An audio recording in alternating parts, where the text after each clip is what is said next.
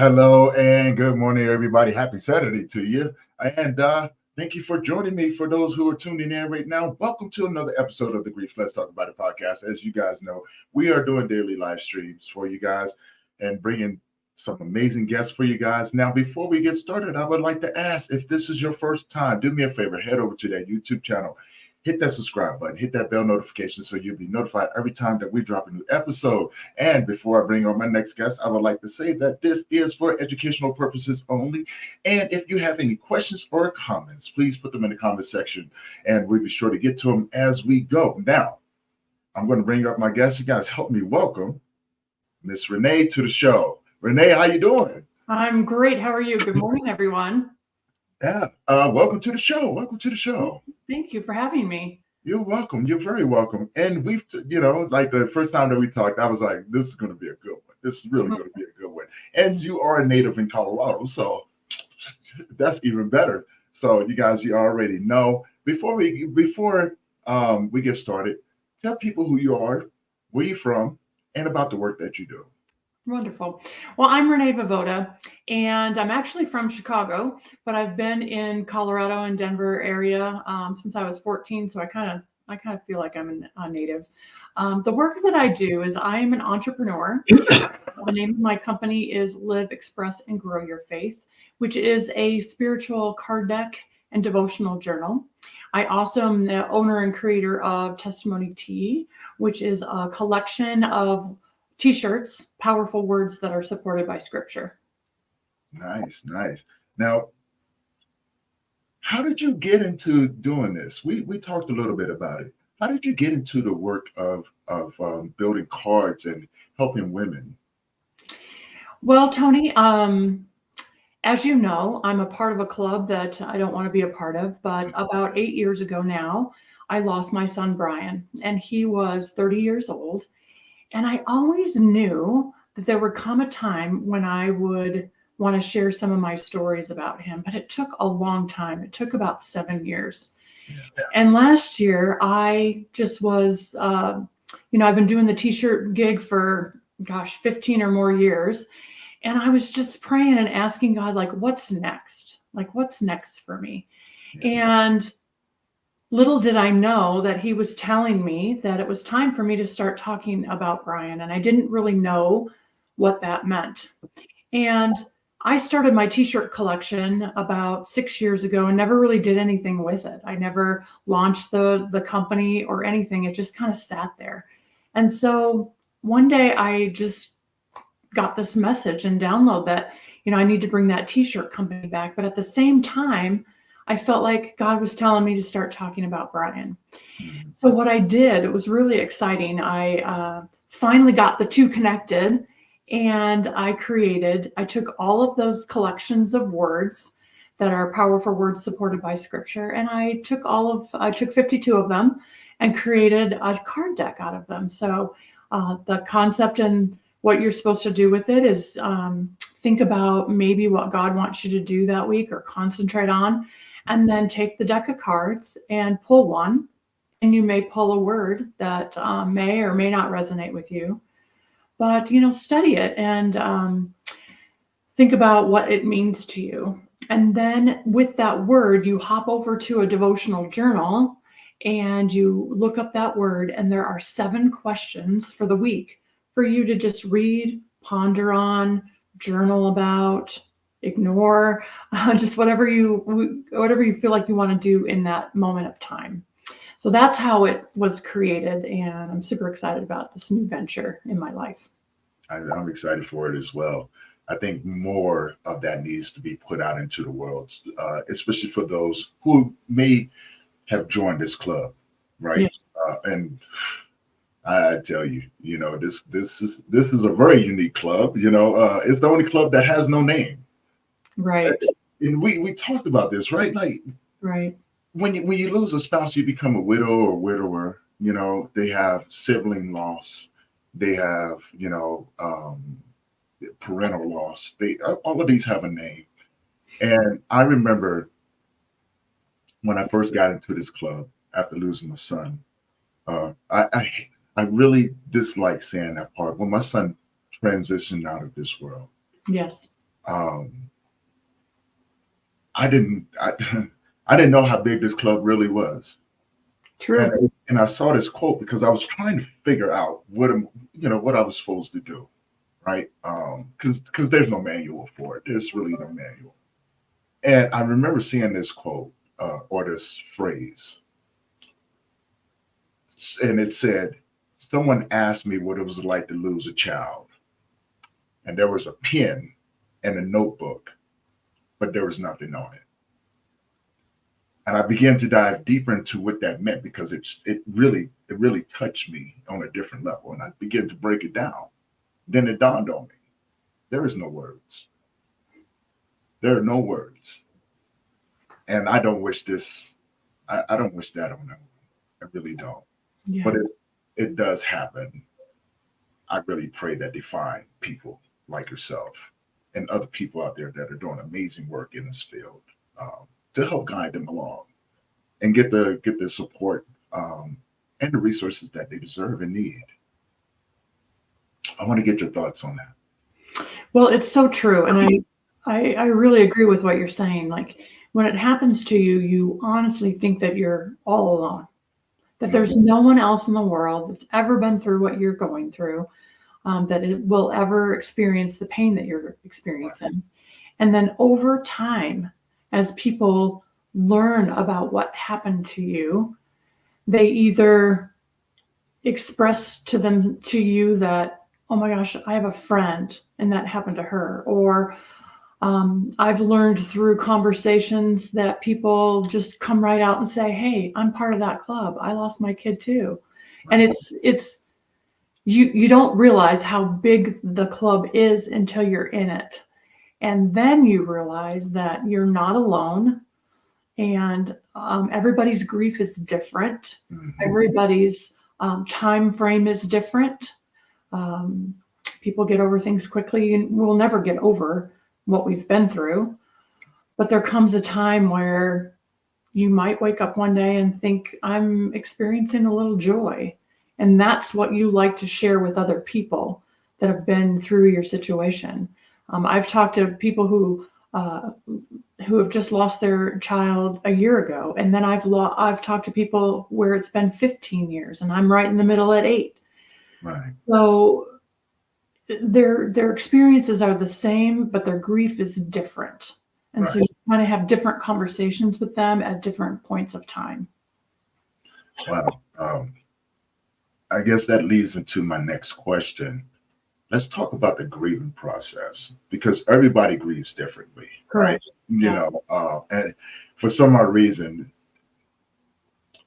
I've grieved the loss of my parents and my younger brother, and it's not easy. It really isn't because it changes you, and every loss, there's a change in identity. The person that you thought that you were, and the person that you're becoming, and there is a process that you have to go through Hmm. of releasing and surrendering to who you're becoming according to that loss. And I think this is where people find themselves in trouble. Right. They often um, they often are afraid to let it go and things like that. I want to get your thoughts on there, and let's dive deeper into that from your perspective. Well, I think that, like we said, like we talked about, grief is a different process for everyone. Right. But there comes a point in time that really it's all about acceptance. And Mhm. that takes a lot of time. And once you decide that you accept your new normal, because you're no longer the person that you were, you're now somebody completely different. And once you kind of accept that, then it's a little bit easier. And I found that along my journey, it was probably about year 3 or 4. I mean, you're deep in the darkness for a while. Mhm. Love And that. you have to just really decide for yourself that you're going to stay in that darkness, or you're going to get up and just try to move on. It's a slow process. And like I said, it's different for everyone. But I'll never forget one day I was at my therapist's office because that's what you really need. You need support and you need guidance and you need help to get through your journey. And I asked her one day, I said, what is this that I'm feeling? Like I'm feeling a little bit of joy. And when I feel that joy, I actually am feeling guilty. Yes. I'm like, oh gosh, that was really, I had a really great day yesterday and I met with friends and I laughed and I was happy. And she said, you know what, Renee? You're healing. That's the sign of healing.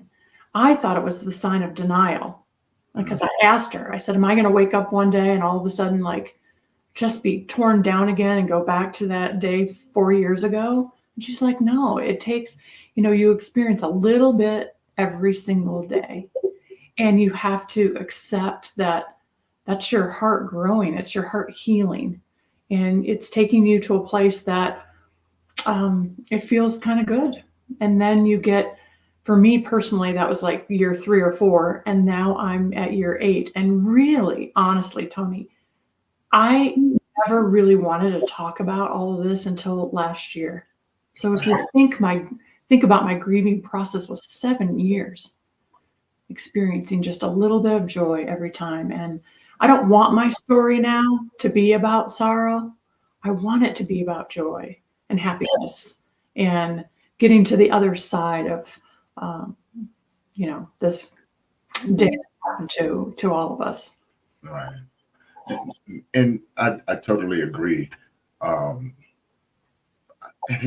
yours sound very familiar to mine because it was around year 3 or 4, where I was just like, you know what, maybe year 2, going on year 3 is, and it was after. I don't know what happened. I didn't feel like I was rushing things, Mhm. but that dark place, those thoughts that came and it wouldn't let me go. The nightmares wouldn't go anywhere. And I thought to myself, like, this cannot be normal. This can't. Well, and plus, I didn't have anyone around me neither, right? And that was the one thing. I did try therapy, and I was such a butthole. I really was. I was such a butthole because the first therapist came, and I met her at church, and people were introducing me to her. So I posed a question to her. I said, "How do you know what I'm going through?" And she just kind of looked at me and was like, huh? I said, how did you know what I'm going through? Have you ever lost a child before? And she went, no. I said, then there's nothing that you can do to help me. Mm. There's nothing that you can do to help me. And I took that very, very personal. And after that, I began to do a lot of research. And I told myself, if I'm going to do therapy, I want somebody that has experienced this. And I think that's where the biggest challenge was, right? Because I didn't find anyone who had experienced child loss. They had experienced some loss, but not what I was going through. And it was such a deep embedded thing. And I couldn't shake it. So then I thought to myself, I was like, well, let me go to my men's group and let's let's just see what happens. And I realized that when I went to my men's group, well, we were all too busy being men. I wanted to talk about it. I was like, that's not what I want either. And I tell you, Renee, that that darkness, that hole got deeper and darker Mm. to a point to where I thought that I was doing well because I had a fight in me. I didn't know how to run from things because I didn't know who I was going to run to. Mhm. And it just got to a point to where I was just like, I'm gonna fight. I'm going to fight. Here's the problem with that fight. I didn't know what I was fighting. I didn't know what I was fighting before I continue. Training boy, thank you for joining us this morning. We're talking. I'm talking with Renee, and she's sharing her journey of child loss, but she's doing some amazing work over here, and we're going to get into that. If you haven't already, go check out the YouTube channel. Yeah, I know. And thank you for joining us today, this morning. If you have any questions or comments, please put them in the comment section. We'll be sure to get to them. And thank you for tuning in this morning, man. This is awesome. But Renee, I talk about that dark place, and I didn't, as much as I thought that I was doing well, it got to a point to where I didn't know if I was going to make it. I really didn't.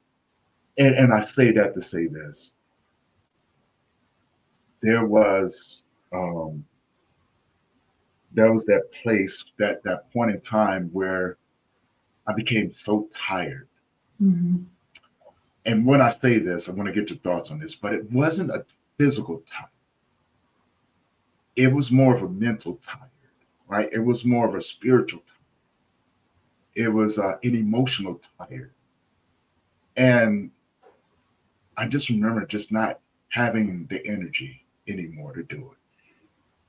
And I remember just saying, I said, God, if you're with me right now, I don't want to do it anymore. It wasn't, and I want to be careful when I say this because I want to respect those individuals out there that are honoring their loved ones this month, because it is September is Suicide Awareness Month. Um, and so I always want to be respectful of those individuals. But I want to share this with them because there may be people out there that may be going through something very similar. It wasn't that tired where I wanted to die. It was the tired of where I just didn't want to do it anymore. And I don't know if you've ever experienced that before. Mhm. And I know there may be other people out there experiencing it. But when I tell you that if they would have gave me a shovel, I would have dug my own grave and just laid down in it. And not taking my life, but I just wanted to rest. Rest. Hmm. But I didn't want to wake up. I just wanted to rest. I wanted to get up from this nightmare, from this crazy place of madness, of the voices, of the memories, the dreams, of reliving that moment over and over and over and over again, and having the question of what could I have done differently? And was there anything that I could have done that would have changed the outcome? And for a father, it was the thought of how could I have failed at this? I had one job, well, a couple jobs that came along with that, to be a good man and raise my child, to protect him, and to teach him to be a better man than me. And I just remember that right hook that life gave me. Damn. And I just took a deep breath and I said, you know what? Whatever you want to do to me, I deserve. I just remember taking everything from what people would say or what I would assume that they said behind my back, and dealing with a narcissistic mom, what I'm saying, because his mom was a narcissist, and dealing with that. And I just remember just going, whatever. Right. And I've never been to a point where I just wanted to give up. I remember that, though. I remember that very, very distinctly. And I want to get your thoughts on that. And then we're going to get into a little bit more about how your work helps in that area. Okay.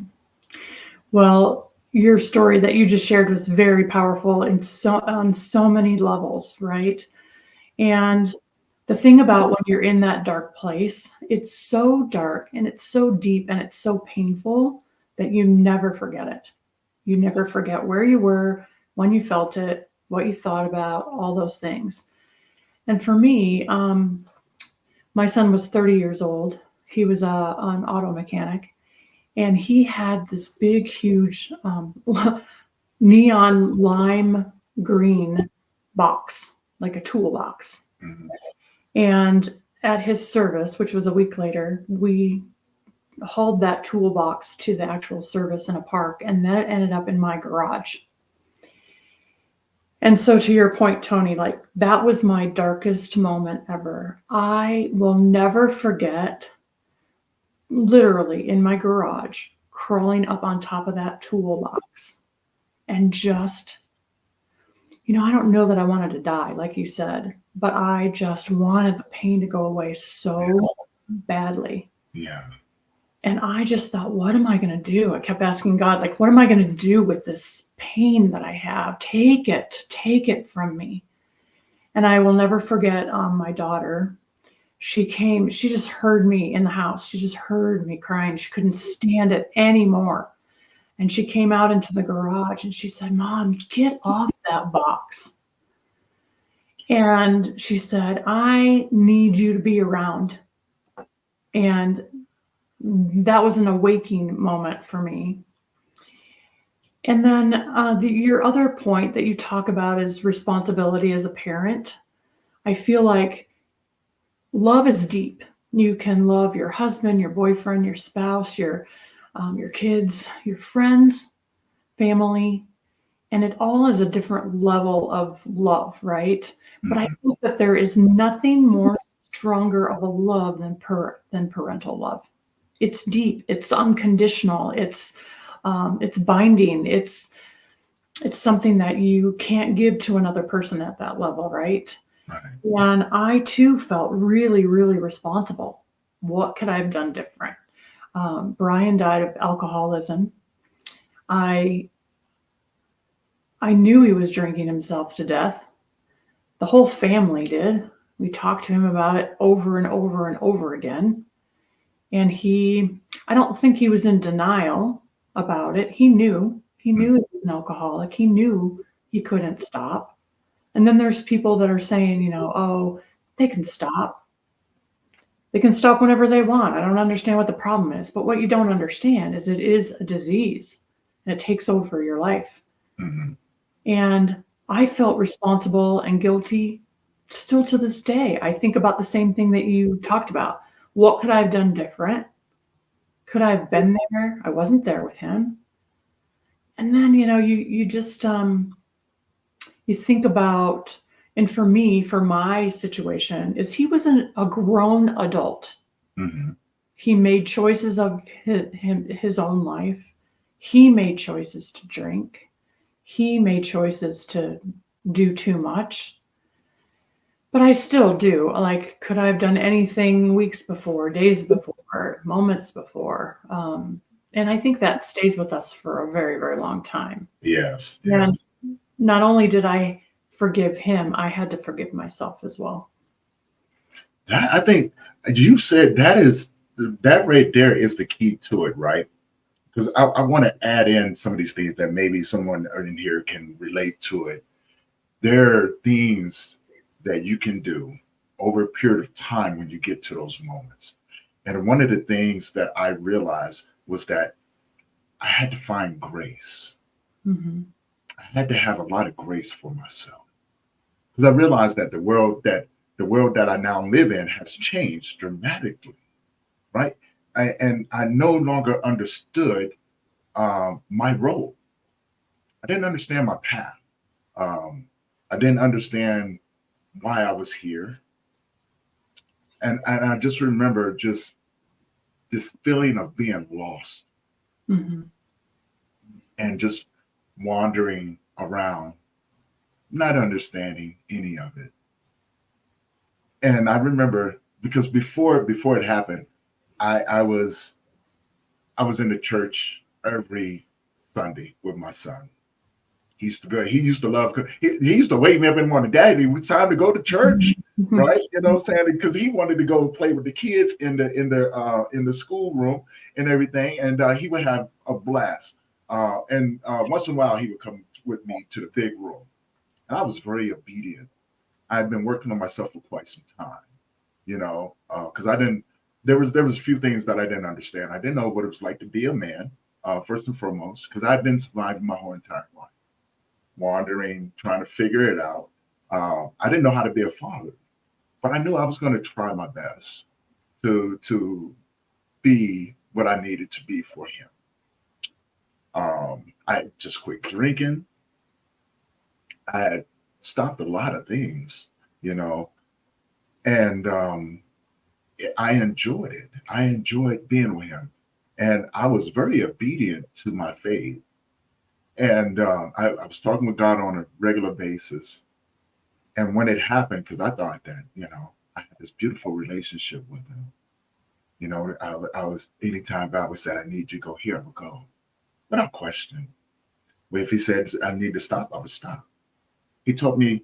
I modeled being a man after with my relationship with God. And I just thought about how much He loved us and things like that, and I wanted to be that. And for not just the people around me, but for my son and for my younger sister, for people that I was very close with at the time. And when this happened, I just remember my faith being shook, and I just remember going, "Why would you do this to me?" Then I started again going, "Is it because of my past? Is it because of the things I've done? If so, take it out on me. Don't do this to me, right? We don't have to do this. I will pay the price for the things that I have done, but just don't do this." Just remember pleading, please don't do this. And after everything was said and done, I just remember just going, "I don't want to talk to you anymore. I don't want to hear your excuses. I don't want to hear anything. As a matter of fact, I'm going to block you out from here on out because I don't understand why you would hurt me this bad. I've never been hurt that deeply before in my whole entire life.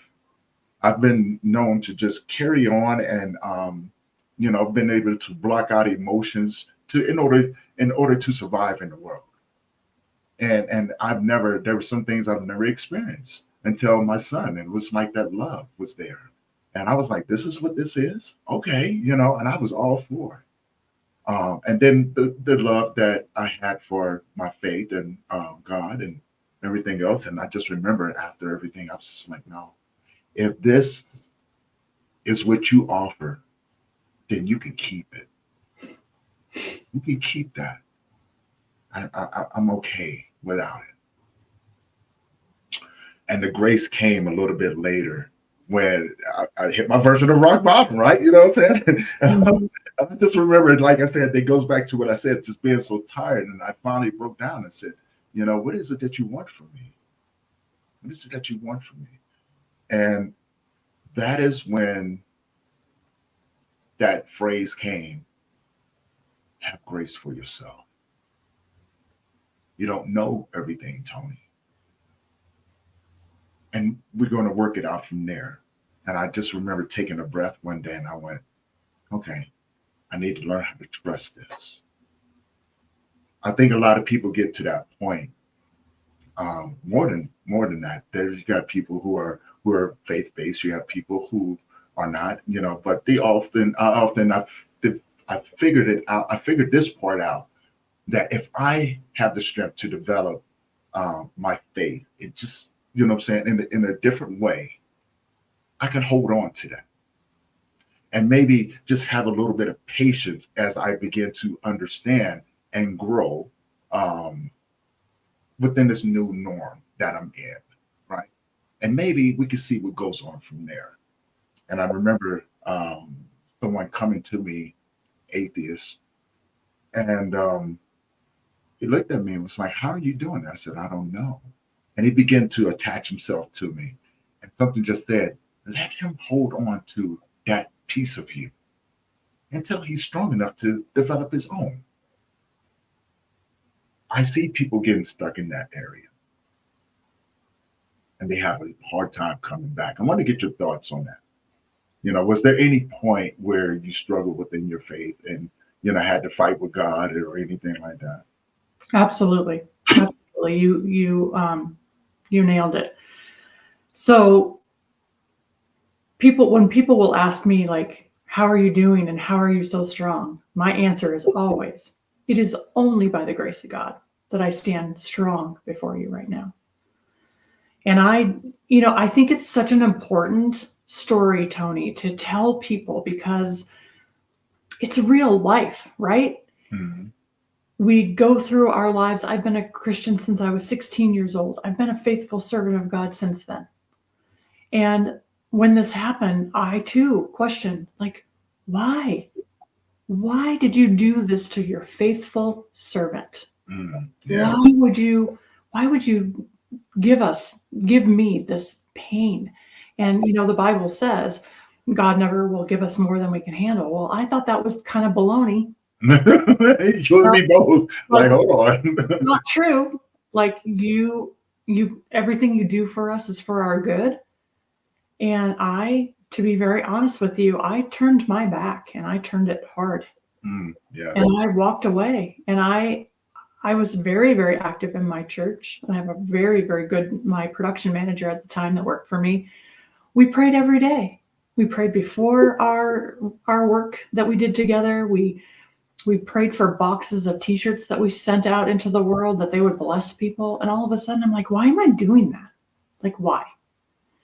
And we went to this, it's a story that I just wrote over the last couple of days. And my friend, Anne, she and I went to Bible study every Wednesday morning. And she's like, well, do you want to go back to Bible study? I'm like, no, I don't.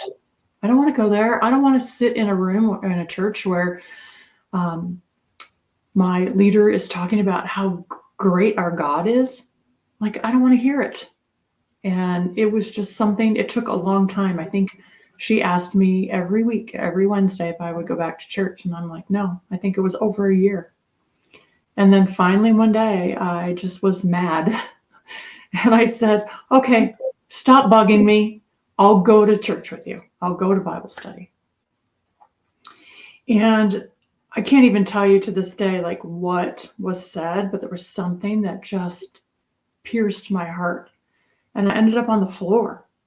I ended up on the floor in between the rows of the church. And I don't think I've cried that hard since Brian had passed away on that church floor. And I realized, I was still on the floor when people were leaving and I could hear all the commotion. And then all of a sudden it was just silent. Everybody was gone but my friend. Yeah. And it was at that moment that I really felt like God opened up a little tiny door for me to say, you're going to be okay. And I'm not leaving you. I've stood by you when you turned your back on me, and I'm here to help you get through all of this. And the one thing I wanted to say too is that when you say, like, why me? Why my kid? Why? And I'll never forget the same friend told me, and it has stuck with me, and it has helped me forgive myself and give myself grace. She looked at me and she said, Renee, only one person knows why. And by the time you get the opportunity to stand in front of God and ask him why, you know what? It will no longer matter, she said. Yeah. It will no longer matter. So why are you spending all of your energy and time here on earth asking why? Take that energy and put it to something else, because you're never going to know. I'm never going to know. Right. So it was those two things were very, very powerful for me. And it helped me little by little. You turn your back toward your faith. And if you just are open enough to trust that God is there for you to take you to a place of healing, right. It will happen. It doesn't happen overnight. Trust me. That's very true. Yeah. That's very true. Which leads me to the next question or phrase. The blame game, right? Because you mentioned your daughter and everything, and I want to ask a two-part question. How did the relationship with your daughter or your family change? Because these things do change, right? Everybody has a different relationship with that individual, and sometimes it's good, sometimes it's bad, right? But I think a lot of times we forget those that are affected other than ourselves, right? You know what I'm saying? It becomes such a one-sided a one-sided thing. We put on blinders, and it has to be about me, right? And we neglect those other individuals that are experiencing it as well. And the relationship sometimes in some cases become very rocky. Mm-hmm. And there's a lot of blame going on. We blame ourselves, right? And I think I'm only speaking from a man's perspective when I say this. The blame that we would carry ourselves is such a dangerous and silent one. And I think that's where the phrase "men suffer in silence" comes from. Mm-hmm. Because if if we cannot fix something, then if we can't fix it, we break it. And a lot of times it's us. And there's nothing that anyone can do. We can People have tried this, and I say it starts with the atmosphere, right? Of understanding of where you are. But also there's another part out there. So my question would be, how did the atmosphere change with your relationship with your family? Well, what you're saying is very true. Like how it affected me as a mother, Mhm. how it affected Brian's father as a father, and how it affected his sister. They're all different. They're all different. We all experience grief in a different way. And, unfortunately for Brian's dad, he was in a lot of denial. Yes. I could see Brian dying. I could see him totally destroying his life. And so I didn't have support with Brian's dad because he was completely, oh, he can stop. He can stop drinking. What are you so worried about? He'll be fine. Okay. So that relationship obviously ended. I'm now divorced. But with my daughter, it was painful because she decided that she took very, very strong boundaries, and I was very, very proud of her. She was living a good life and newly married, and she decided, hey, I can't have that drama, negativity, that kind of thing in my world. So she decided to disconnect with him for months before Brian passed away. So her experience is totally different than mine because she had a lot of guilt about not talking to him beforehand, communicating with him, and she felt a lot of guilt around that and responsible. So her experience in Brian's grief is totally different than mine. And I will be honest with you, I think that it didn't divide us because we've always been super, super close. Hmm. But what it did was we never had real strong open communication and stories and talking about where we were in our healing process. We were both pretty silent. Right. Until, as things started happening for me, experiencing Brian's presence after he passed away, and then all of a sudden, unbeknown to me, unbeknown to her with me, she was experiencing some of the same exact things Hmm. because Brian was communicating with her the same way he was communicating with me. And when we finally started opening up about how he was appearing in our lives, it brought us a lot closer. And now we giggle about things and we find joy in all of those stories and experiences, which, and at the time Brian died, she was newly married. And now she has 3 children. And now she understands parental love more than she did when Brian died. So it's a great bond that we have together because it's just her and I against the world now. She's, the only thing that I have left, and her kids, a new relationship, wonderful, wonderful supporting friends and family. So it's powerful. It's very thoughtful. We got a comment up here. I want to dive deeper into this. Yeah.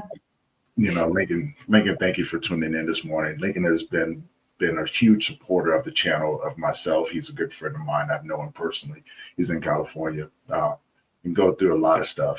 And so I'm glad to call him a friend, a brother, in this world. And I'm glad that he's walking with us this morning and tuning in. Hopefully we can help him. First thing I would like to say, thinking you already know that word broken. I really dislike that word, right? And the reason being, and I understand where you're coming from, and you know this already. We're not things. We're not things, right? So when I look at that word, I often change the phrase of it to where we are hurt, and it's an honest phrase. It's an honest phrase. We are hurt, and when you can admit when you're hurt, you allow yourself to find those pathways of healing, the multiple pathways of healing. And so, that's the first thing. But I always want to respect that as well. I just often offer a different way of saying it. When we are hurt, um, you know, we allow people to come into our world that have really good intentions, but we also allow people to come into our world that maybe not have such good intentions, that maybe not understand what we're going through. Now, I don't fault anyone because I think that everyone has a role to play in our life, and we may not understand it, right? And I speak from experience when I say this. There are people that come in there that may not have the best intentions for you, um, and they're for the most part.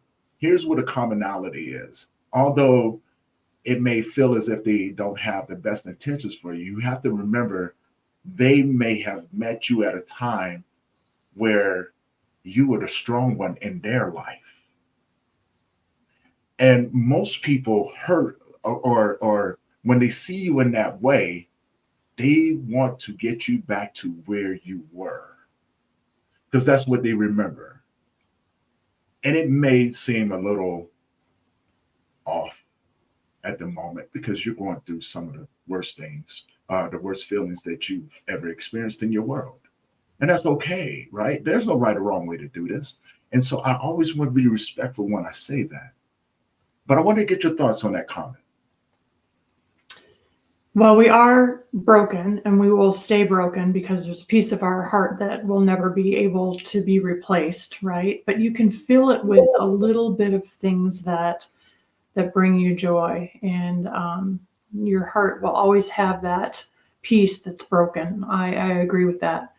And when people come along, my experience with all of that is when friends would find out, friends or acquaintances. I run a large networking group, so I'm in front of a lot of people and being introduced a lot of times. And the way I look at it is, it's not that they're trying to fix us; they're trying to relate. Yes. And a lot of times they don't know how to relate, and so they offer what is like a common path.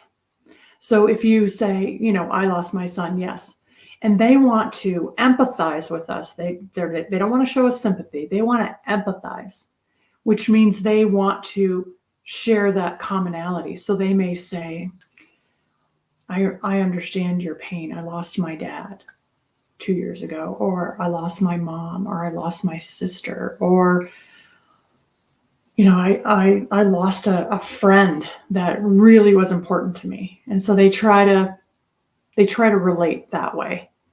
And then it also makes both of you feel like you're not alone, like there's somebody else out there, because sorrow is sorrow, hurt is hurt, pain is pain. You don't have to necessarily lose a child. You can lose something that's really important to you, a marriage, a relationship, a friendship, um, someone that you love. And so I don't know that they're trying to fix us as much as they're just trying to find common ground to give conversation of healing. And how did you get through it? Well, here's how I got through it. Did that work for you? Or it's just empathy. I just call it empathy. No, understood. Like I said, that's just the way that I've dealt with it, saying how I related to it and things like that. I take nothing away from no one. You use terminology that works for you, and things like that. I just that was just something that I developed. I don't push it on anyone, but I do express like this is just what works for me. and how I related to it. And that's how I began the process of healing as I began to grow in the new world that I was in. You know, it's just some things that just seem very aggressive to me. And again, there's no right or wrong way to even look at this. Like grief has its own set of rules and languages and things like that. And I tell people, do grief the way that you need to do grief. If you don't have to, hey, you don't have to do grief the way I do grief. You don't have to follow that same thing. And I always want to be respectful of it as well. And I totally agree with what you said. People do try to find a way to relate to us in those different ways, and that comes to the next thing that I've learned. Like, it's not personal. And Mhm. one of the biggest things that I've always heard, and then we've probably all experienced this as well, was that, man, I can't believe that person said this, right? Like, I think that people say some of the stupidest things, right? You know what I'm saying? And we look at it like, hmm, I hmm, I may just throat punch you, right? And I find that I laugh about it now, but back then I was like, yeah, I don't know how you related that to what I'm going through, Right. but you said something that's real deep, and I don't want it to go over anyone's head. Um, People try to relate to you, and it's not that they're trying to hurt you. They're just trying to figure out how to do it the best way that they know how, right? And that's the biggest thing about it. That is truly the biggest thing about it. But you know, and that's the reason why we do what we do as well, right? Building networks and being around people so we can learn how to help others articulate how to be in that space with you, right? Now, my next thing is, my next question would be, how does how do we create an environment, a very inclusive environment? Because I work with men, and I understand how to create an atmosphere for men to be able to open up. It's really hard, but once you get in there, you realize that we want to talk. We want to be understood, just from the area of what we do understand, the universal line that comes along with that. Because as men, we've been taught not to do certain things, that it's weak to do this, and we're not allowed to do that. So I understand creating that environment, or that atmosphere, to be able to have those conversations. And I want to get your thoughts on that. What are some of the steps that people can do to create an atmosphere, um, to not only be supported, but um, support and have a conversation? Well, I think that takes a lot of time, Mm, and I think you have to be ready to go there. For example, like when I first started talking to people, and they would say, "Oh, I'm so sorry," or they'd say, "Oh my gosh, what happened?" The curiosity of it, and I would just say, that's a conversation for another place and time. And so I think that it takes a lot of time, and I don't know that I was there for years to have conversations with people.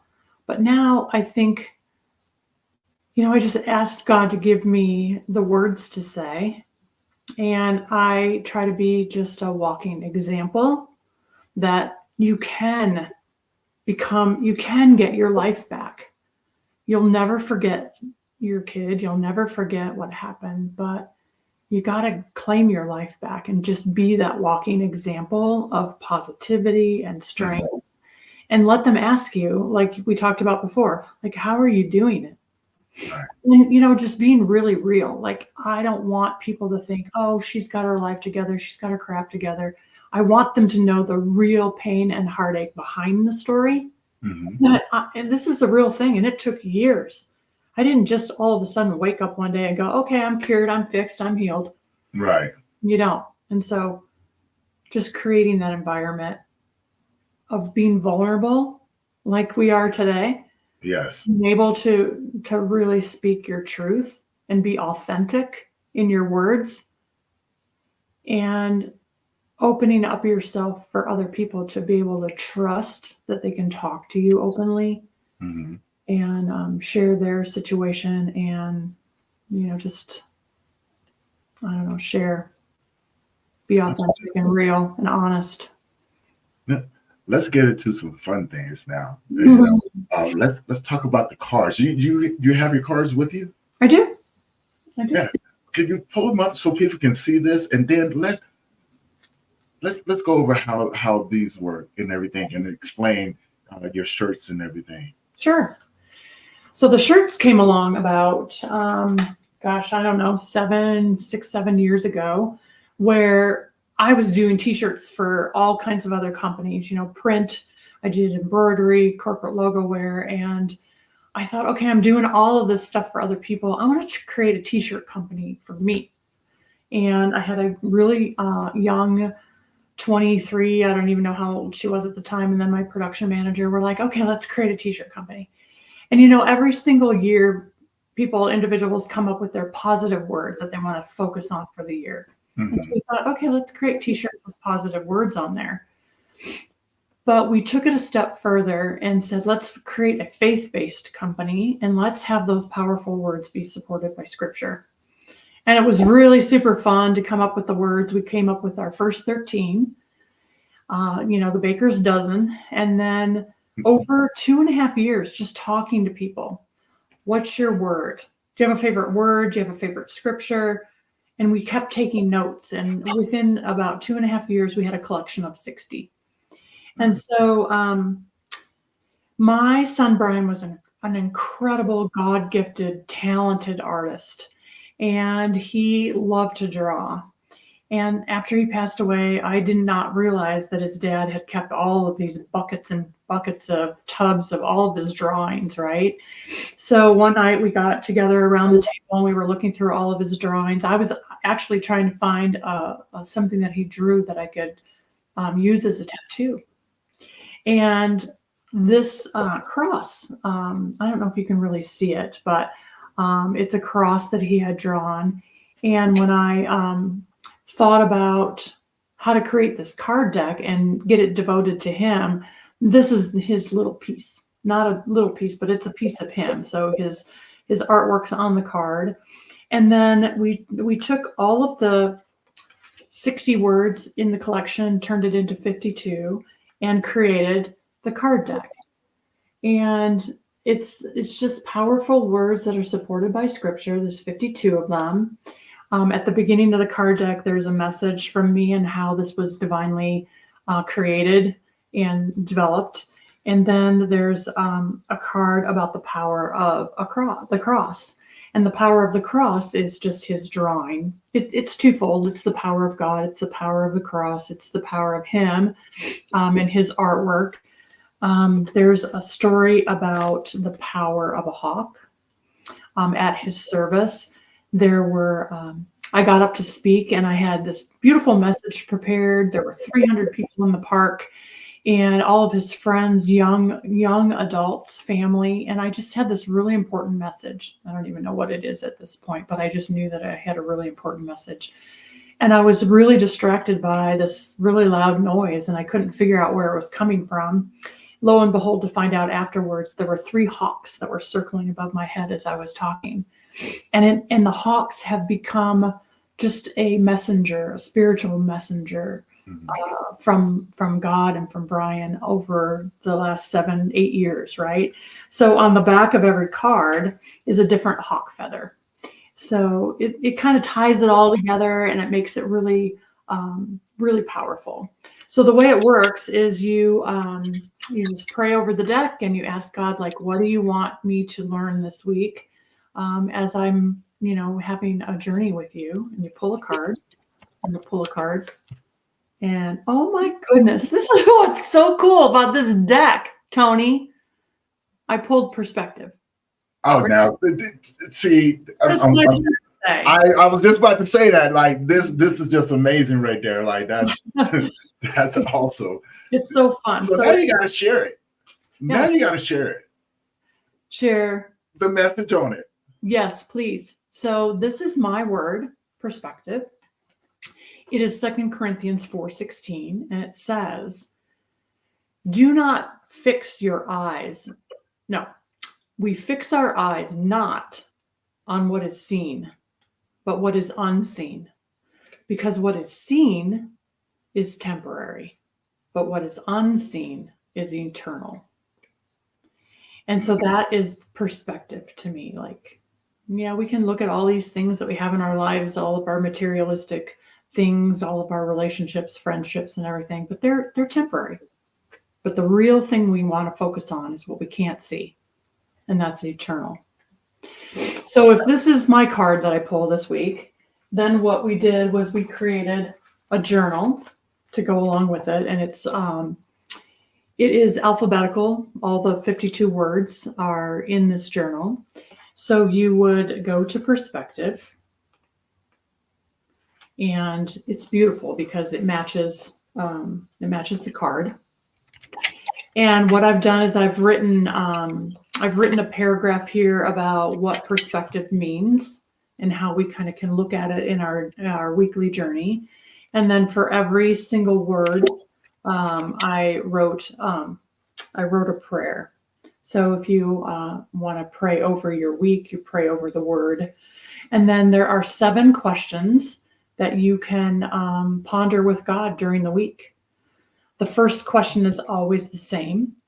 What does it mean to you to have perspective? What does it mean to you to have strength? What does it mean to you to have grace? What does it mean to you to have light?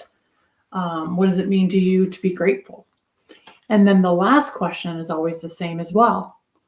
What has God revealed to you this week as you've studied perspective? As you've answered the questions, as you've answered and talked to God about it, what has He revealed to you this week that's giving you a little bit of hope in your life, right? Mm-hmm. I've had some people who don't use the journal, but they just ponder on the word. And I've had, interestingly enough, like a friend of mine came to me and she says, Renee, I can't get through a word in a week. I'm letting God tell me when I'm done with that word. And it's so interesting because I'm surprised I didn't pull it today, but every single time I pull a card, I think we talked about this on Monday when we chatted. Yeah. I always pull overcome, always. And I'm surprised I didn't pull it today, but I love the fact that it matched my shirt. I love it too. We do. So I want to say thank you to everyone tuning in on Instagram right now. My Win Phone. And I'm going to let you answer this one. They're asking, where can they purchase a deck? I did put her information on the YouTube channel, but while we have her here, I'm going to let Renee tell you where to purchase these. Please go to her, please go there and check it out. Get yourself a deck. If you guys are enjoying this, you guys already know she is coming from a place of true authenticity. And, as always, we're bringing resources to you guys.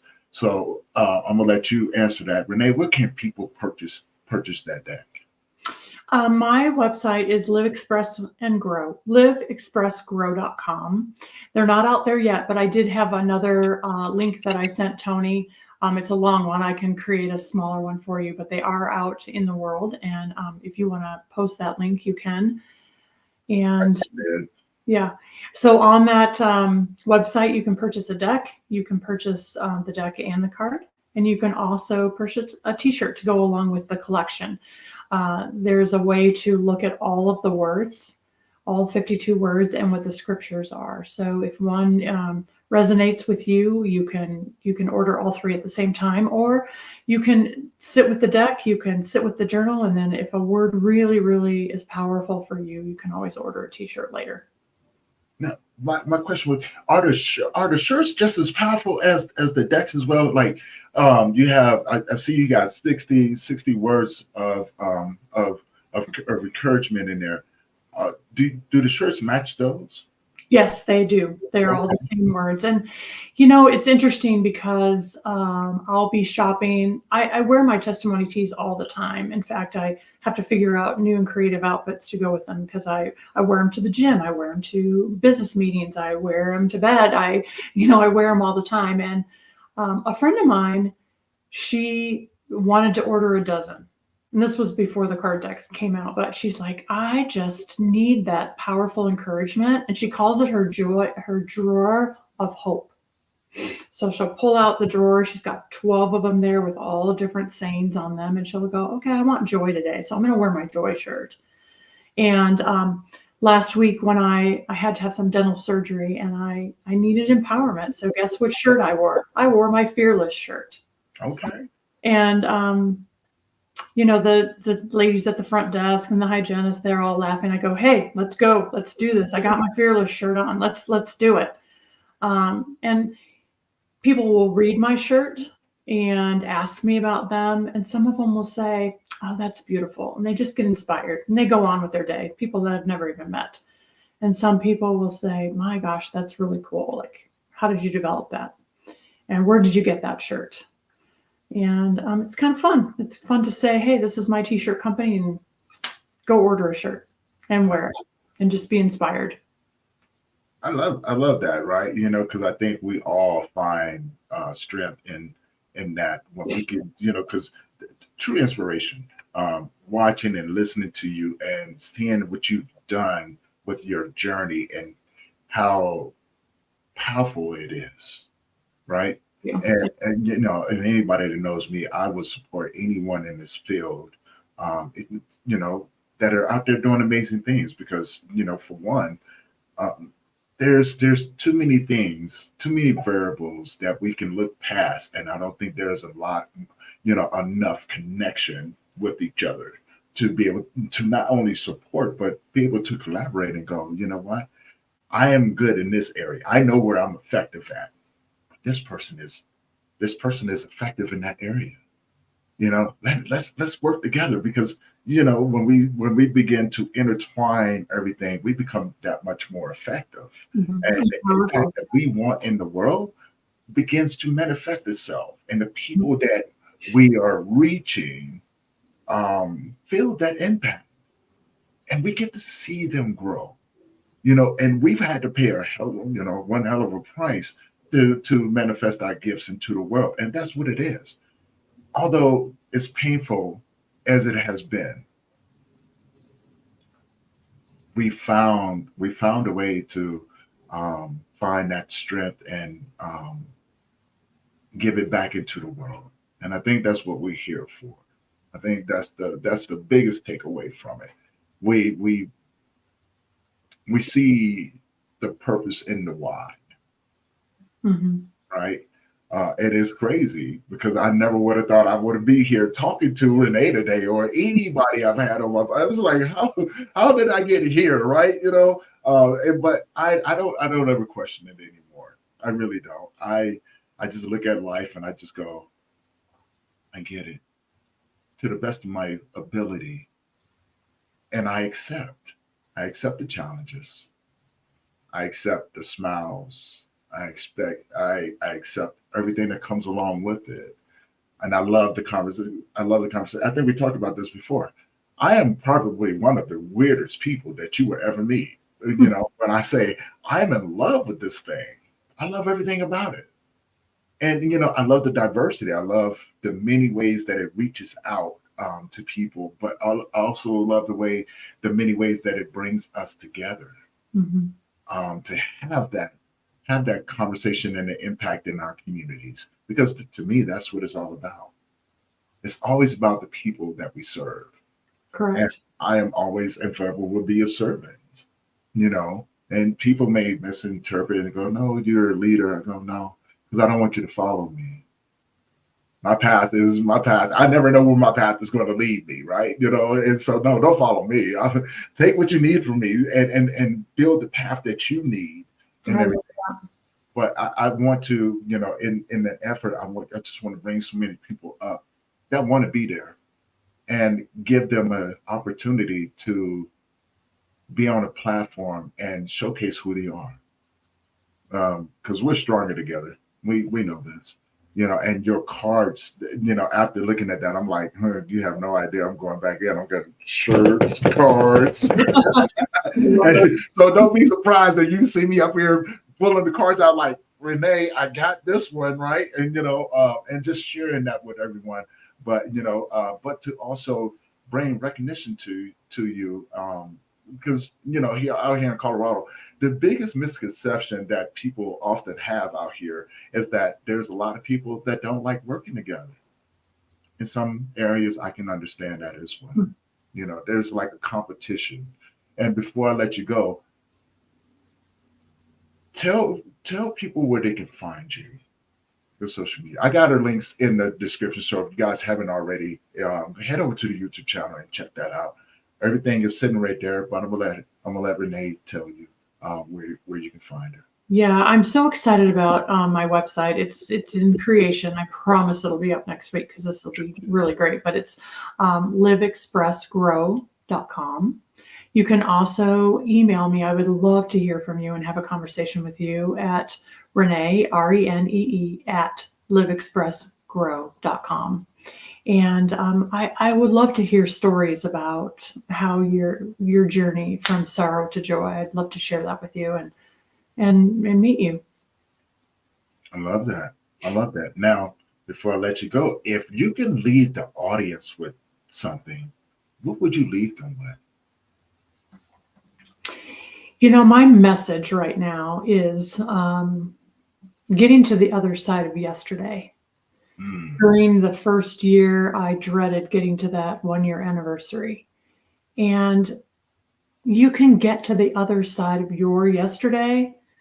Your yesterday could be the loss of a child, and like Tony and myself, or it could be anything that brings you sorrow. And so I'm just here to tell you that you can get to the other side of your yesterday, yes. and you can take and move your sorrow to joy. It may take a little bit of time, but just one step at a time, you will get there. I promise. Promise. You do a Facebook group? You do a virtual group as well? I'm developing it right now. Yes. Okay, and make sure you get that information to me. I want people to know where to find these groups, and in person because you're in Denver, correct? Yeah. Mhm. Okay, so she is in Denver, Colorado, guys. And again, her information is in the description below.